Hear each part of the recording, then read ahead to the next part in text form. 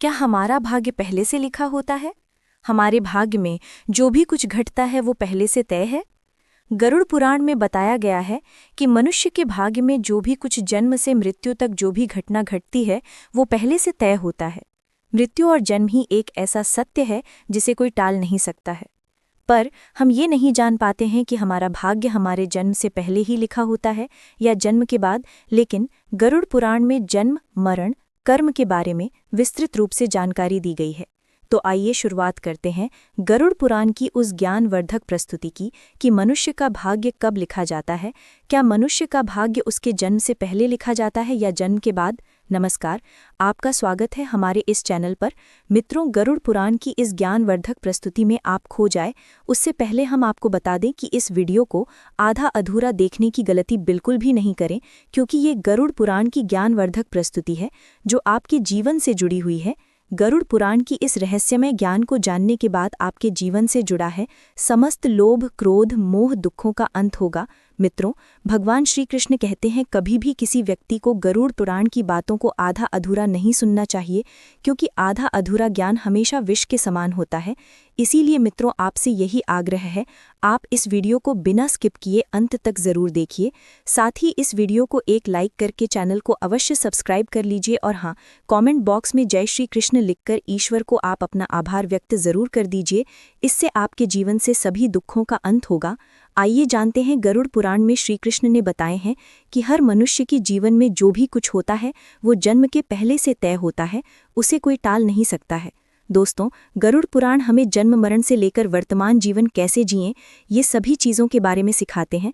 तो आइए आज हम एक कथा के माध्यम से जानते हैं कि हमारा भाग्य जन्म से पहले लिखा जाता है या जन्म के बाद। जो गरुड़ पुराण स्कंद पुराण के द्वारा बताया गया है, जो श्री कृष्ण ने स्वयं नारद जी को बतलाया था, आज हम वही कथा जानेंगे। मित्रों, एक समय की बात है, द्वारिका नगरी में एक दिन श्री कृष्ण अपने दिव्य आसन पर बैठे हुए थे। तभी श्री नारद नारायण नारायण का जाप करते हुए उनके पास पहुंचते हैं और उन्हें प्रणाम करके और बोले, हे प्रभु, आप त्रिकालदर्शी हैं। मैंने सुना है कि जो जीव मनुष्य जन्म लेता है, क्या उसका भाग्य पहले से लिखा होता है? हे प्रभु, मैं जानना चाहता हूं कि मनुष्य के साथ जो कुछ घटना घटित होती है वो उसके जन्म से पहले तय होता है या वो पिछले जन्म का भोग भोगता है? क्या ये सत्य है या हम अपनी मेहनत और कर्मों से उसे बदल सकते हैं? फिर भगवान श्री कृष्ण नारद की बात सुनकर मुस्कुराए और बोले, हे नारद, आपका ये प्रश्न बहुत ही गूढ़ और महत्वपूर्ण है, जो मानव जाति के लिए उसके जन्म, कर्म और मृत्यु पर आधारित है। फिर कृष्ण बोले, हे नारद, मैं तुम्हें एक कथा सुनाता हूँ जो न तुम्हारे इस प्रश्न का उत्तर देगी बल्कि हर मनुष्य के लिए एक चेतावनी और प्रेरणा भी होगी। तुम इस कथा को पूरे ध्यानपूर्वक आखिरी तक सुनो। श्री कृष्ण बोले, हे नारद, ये कथा गरुड़ पुराण की है। जो ये कथा को आधा अधूरा सुनने की गलती करता है उस पर भारी संकट आता है, क्योंकि आधा अधूरा ज्ञान हमेशा विष के समान होता है। श्री कृष्ण बोले, हे नारद, इस कलयुग भरी संसार में जो मनुष्य इस कथा को पूरे ध्यानपूर्वक आखिरी तक सुन लेगा और समझ लेगा, उसके इस संसार से सभी पाप, कर्म, क्रोध, मोह से मुक्ति मिलेगी। फिर नारद बोले, हे प्रभु, मैं उस कथा को पूरे ध्यानपूर्वक आखिरी तक सुनूंगा। आप उस कथा को निश्चित हो सुनाएं। फिर श्री कृष्ण ने नारद को वो कथा सुनाते हैं। श्री कृष्ण बोले, हे नारद, प्राचीन काल में एक विशाल और समृद्ध राज्य था जिसका नाम अक्षयपुरी था। उस राज्य का शासक राजा रत्नधर था। राजा रत्नधर अत्यंत धर्मात्मा और न्यायप्रिय था। वे सदैव अपने राज्य के प्रजा के कल्याण के लिए काम करता था और धर्म का पालन करता था। उसे भगवान से एक संतान का आशीर्वाद चाहिए था ताकि वह अपने राज्य का कार्यभार किसी योग्य उत्तराधिकारी को सौंप सके। फिर हे नारद, राजा रत्नधर और रानी दोनों ने कई वर्षों तक तपस्या की। इससे भगवान शिव ने प्रसन्न होकर उसे संतान होने का वरदान दिया। फिर एक दिन भगवान शिव के आशीर्वाद से रानी गर्भवती हुई। राजा और रानी अत्यंत प्रसन्न थे, क्योंकि वे चाहते थे कि उनका बेटा महान शासक बने और राज्य को सुख समृद्धि की ओर ले जाए। परंतु जब रानी ने बेटे को जन्म दिया तो वो बच्चा विकलांग और शारीरिक रूप से कमजोर था। उसके शरीर की हड्डियां टूटी हुई थीं और वो शारीरिक रूप से सक्षम नहीं था। राजा रत्नधर का दिल टूट गया। उसने भगवान से ये सवाल पूछा कि ऐसा क्यों हुआ। तब राजा रत्नधर ने भगवान श्री कृष्ण से मिलने का निर्णय लिया और उन्हें अपने दुखों को साझा करने के लिए वहां पहुंचे। राजा ने पूछा, हे प्रभु, मैंने इतनी तपस्या की, यज्ञ किए, फिर भी मेरे बेटे का जन्म विकलांग क्यों हुआ? मैंने भगवान शिव से आशीर्वाद लिया था, लेकिन ऐसा क्यों हुआ? क्या ये मेरे भाग्य में पहले से लिखा हुआ था? फिर श्री कृष्ण मुस्कुराए और कहा, हे राजा, तुम सही कहते हो कि तुम्हारा पुत्र विकलांग जन्मा है। क्या तुम जानते हो कि तुम्हारे पुत्र का जन्म इस प्रकार क्यों हुआ है? ये तुम्हारे द्वारा किए गए पूर्व जन्मों के कर्मों का फल है। ये तुम्हारे पिछले जन्म के कर्मों का परिणाम है, जो तुम्हारे भाग्य में लिखा हुआ था। लेकिन इसका कारण यह नहीं है कि तुम्हारा भाग्य पहले से निर्धारित था। यह घटना तुम्हारे और तुम्हारे बेटे के कर्मों का फल है, जो उसके पिछले जन्म से जुड़ा हुआ है। राजा ने आश्चर्यचकित होते हुए पूछा, हे प्रभु, क्या भाग्य वास्तव में पहले से लिखा होता है? श्री कृष्ण ने कहा, जन्म, मृत्यु और जीवन के उतार चढ़ाव पहले से निर्धारित होते हैं, लेकिन हम जो कर्म करते हैं वह हमारे भाग्य को बदल सकते हैं। जिस दिन तुम्हारे बेटे का जन्म हुआ, उस दिन तुमने एक विशेष संतान का वरदान प्राप्त किया था, लेकिन उस संतान को चुनौतियां मिलना जरूरी था ताकि वह अपने जीवन में धैर्य, साहस और पराक्रम को विकसित कर सके। लेकिन उसका भविष्य केवल उस समय के कर्मों से नहीं होता है, बल्कि ये तुम्हारे पिछले जन्मों के कर्मों का परिणाम है। श्री कृष्ण ने राजा रत्नधर से कहा, हे राजन, भाग्य और कर्म में बहुत गहरा संबंध है। हमारे कर्म ही हमारे भाग्य का निर्माण कर रहे हैं। यही कारण है कि हमें जीवन में अपने कर्मों को सदैव धर्म और सत्य के मार्ग पर रखना चाहिए। श्री कृष्ण ने कहा, हे राजन, जो कुछ भी तुम्हारे जीवन में घटित होता है वह तुम्हारे पिछले जन्म के कर्मों का परिणाम है। यदि तुम्हारा बेटा विकलांग जन्मा है तो यह उसकी आत्मा के पिछले जन्म के कर्मों का फल है। जब तुम एक पुण्य आत्मा के रूप में जन्म लेते हो तो तुम्हारे जीवन में कठिनाइयाँ और संघर्ष जरूर होंगे, क्योंकि इस दुनिया में हर आत्मा को कुछ न कुछ कष्ट भोगना पड़ता है ताकि वो अपने पिछले कर्मों को समाप्त कर सके। लेकिन याद रखो, तुम्हारे बेटे के जीवन में जो कठिनाई है वह उसकी परीक्षा है। यदि वह धैर्य और साहस से इन कठिनाइयों का सामना करता है तो वह अपने भाग्य को बदल सकता है। एक दिन वह वही कार्य करेगा जिसकी कल्पना तुमने अपने जीवन में की थी। मित्रों, फिर राजा रत्नधर ने पूछा, हे प्रभु, क्या मैं और मेरे पुत्र अपने भाग्य को बदल सकते हैं? श्री कृष्ण ने उत्तर दिया, बिल्कुल, तुम दोनों ही अपने भाग्य को बदल सकते हो। तुम्हारे बेटे के जन्म के समय जो विकलांगता थी वह उसके कर्मों का फल था, लेकिन उसका भविष्य तुम्हारे अच्छे कर्मों पर निर्भर करता है। यदि तुम उसे साहस, धैर्य और आत्मविश्वास से भर दोगे तो वह अपने भाग्य को बदल सकता है। तुम्हारे अच्छे कर्मों के परिणाम स्वरूप वह एक दिन महान बनेगा और राज्य का भार संभालने में सक्षम होगा। मित्रों, फिर भगवान श्री कृष्ण ने आगे कहा, भाग्य एक चक्र के समान है जो कर्मों के आधार पर घूमता रहता है। जब तुम अच्छे कर्म करते हो तो तुम अपने भाग्य को सुखमय बना सकते हो। फिर आगे श्री कृष्ण से राजा रत्नधर ने कहा, क्या भाग्य निश्चित रूप से पिछले कर्मों से जुड़ा होता है? श्री कृष्ण बोले, हाँ, लेकिन उसे बदलने की शक्ति तुम्हारे हाथों में है। यदि तुम अच्छे कर्म करते हो तो वह तुम्हारे भाग्य को भी सुधार सकता है। साथ ही भक्ति साधना और सेवा से भाग्य बदला जा सकता है। भगवान की भक्ति से ईश्वर को प्रसन्न करके हम अपने भाग्य को बदल सकते हैं।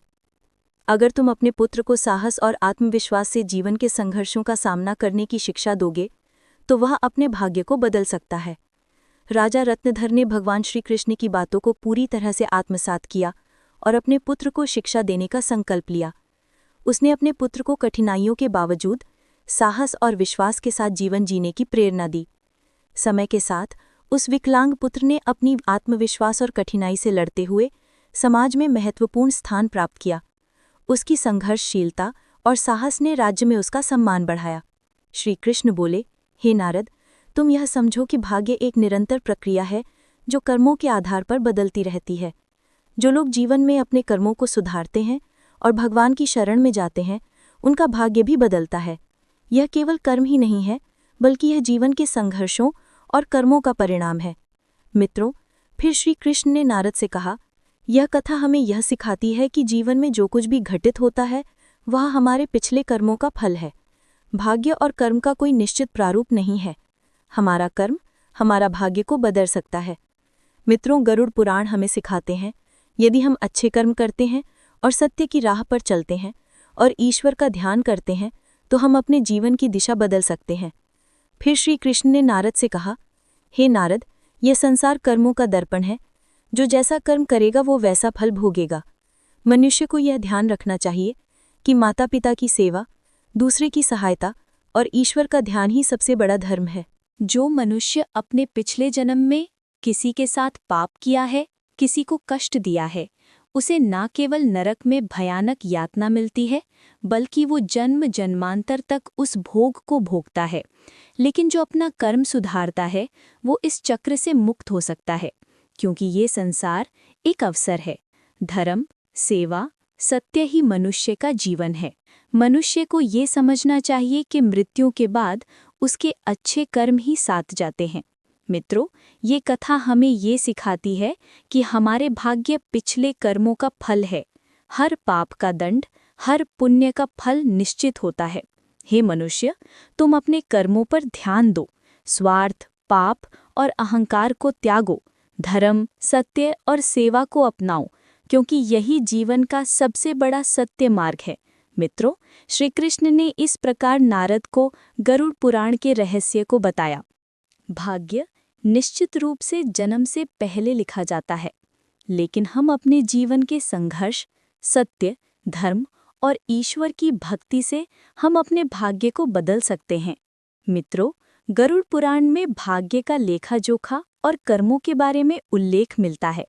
पर दोस्तों, मनुष्य अपने कर्मों, संघर्षों और ईश्वर की भक्ति से अपने जीवन को बदल सकते हैं। मित्रों, गरुड़ पुराण हमें सिखाते हैं कि जीवन एक बोया हुआ खेत की तरह है। मनुष्य खेत में जो बीज बोते हैं वही फल प्राप्त होता है। उसी प्रकार मनुष्य अपने जीवन में जो कर्म करते हैं उसका अगले जन्म में उसी रूप से फल भोगता है। इसीलिए श्री कृष्ण कहते हैं कि जब मनुष्य का जन्म होता है तो उसके पिछले कर्मों के आधार पर उसका भाग्य उसके जन्म से पहले लिखा जाता है, और उस मनुष्य के साथ वही होता है जो उसके जन्म से पहले उसके भाग्य में लिखा हुआ है, जिसे कोई टाल नहीं सकता है। परंतु सत्य, धर्म और सेवा से ईश्वर को प्रसन्न कर हम अपने भाग्य को बदल सकते हैं। हिंदू धर्म का सबसे बड़ा धर्म ग्रंथ गरुड़ पुराण है, जिसमें मनुष्य के जीवन, मृत्यु और भाग्य के बारे विस्तार रूप से बताया गया है। ये पुराण हिंदू धर्म के 18 महापुराण में से एक है, और इस पुराण में जन्म, मरण से पुनर्जन्म, कर्म और आत्मा के मार्ग के बारे में पूरे विस्तार से बताया गया है। दोस्तों, गरुड़ पुराण के अनुसार मनुष्य का भाग्य उसके पिछले कर्मों पर निर्भर करता है। गरुड़ पुराण, जो विष्णु पुराणों के प्रमुख ग्रंथ में से एक है, ये पुराण जीवन के रहस्यों और मानव के कर्म फल के बारे में बताया गया है। श्री कृष्ण ने मनुष्य को जीवन जीने के लिए 3 मुख्य उपदेश दिए हैं, जिस पे चलकर हम अपने भाग्य के कर्मों को बदल सकते हैं। नंबर 1, अपने धर्म का पालन करना। मनुष्य का जन्म किसी खास उद्देश्य के लिए होता है। जो मनुष्य अपने पिछले जन्म में जो पाप किया है, वो इस जन्म में भी उस पाप का भोग भोगता है, क्योंकि मनुष्य के जन्म से पहले उसका जन्म से मरण तक का भाग्य पहले तय होता है।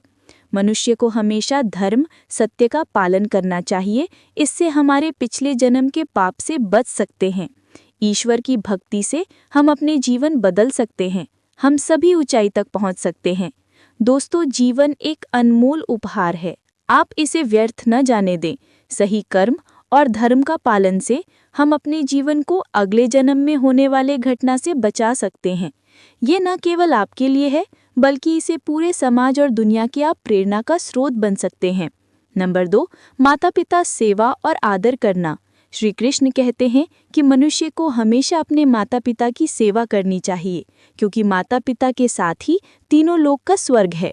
जो लोग माता पिता को नहीं मानते और ना ही उनका आदर करते हैं, उसे न केवल नरक में भयानक यातना भोगनी है, बल्कि उसको अगले जन्म में भी भारी संकट भोगना पड़ता है, और उस मनुष्य को अपने पाप का परिणाम जन्म जन्मांतर तक उस कर्म भोग को भोगता रहता है। नंबर 3, अहंकार। श्री कृष्ण ने बताया है मनुष्य का सबसे बड़ा शत्रु उसका अहंकार होता है, जो मनुष्य को अपने कर्मों से दूर कर देता है। जिस मनुष्य के मन में अहंकार प्रवेश कर लेता है, वो मनुष्य अपने जीवन को उस ओर ले जाता है जहां उसे संकट के सिवा कुछ और नहीं मिल पाता है। उस व्यक्ति को न केवल नरक में भयानक यातना भोगनी है, बल्कि वो व्यक्ति को अपने आने वाले भाग्य को भी नरक की ओर ले जाता है। इसलिए मनुष्य को हमेशा सत्य, धर्म और प्रेम की भावना रखनी चाहिए। इससे वर्तमान जीवन और आने वाले भाग्य हमेशा खुशहाल रहें। मित्रों, गरुड़ पुराण हमें सिखाता है ये जीवन हमारे कर्मों का फल है। ये ग्रंथ हमें ये समझने की प्रेरणा देता है अपने जीवन से धर्म, सत्य, परोपकार का पालन करना ही सबसे बड़ा कर्तव्य है। आत्मा की मुक्ति और अगले जन्म उच्च योनि प्राप्त करने के लिए मनुष्य को अपने कर्मों को ध्यान रखना चाहिए। भाग्य केवल कर्मों का फल है। भले ही भाग्य जन्म के पहले से लिखा हो, पर हम इसे अपने कर्म से बदल सकते हैं। मित्रों, जीवन एक दुर्लभ अवसर है जिसे सही दिशा में ले जाकर हम आत्मा को मोक्ष की ओर अग्रसर कर सकते हैं। धन्यवाद दोस्तों। गरुड़ पुराण के द्वारा सभी बतलाए गए बातों को अवश्य ध्यान में रखें और सत्य की राह पर चलें। इससे आने वाले जीवन अत्यंत सुखद हो। और दोस्तों, वीडियो अच्छा लगा तो इस वीडियो को लाइक करके कमेंट में जय श्री कृष्ण ज़रूर लिख दीजिए और हमारे इसको अवश्य सब्सक्राइब कर लीजिए ताकि हर एक नया वीडियो आप तक तुरंत पहुँचे। धन्यवाद। हर हर महादेव। ओम नमः शिवाय। राधे राधे।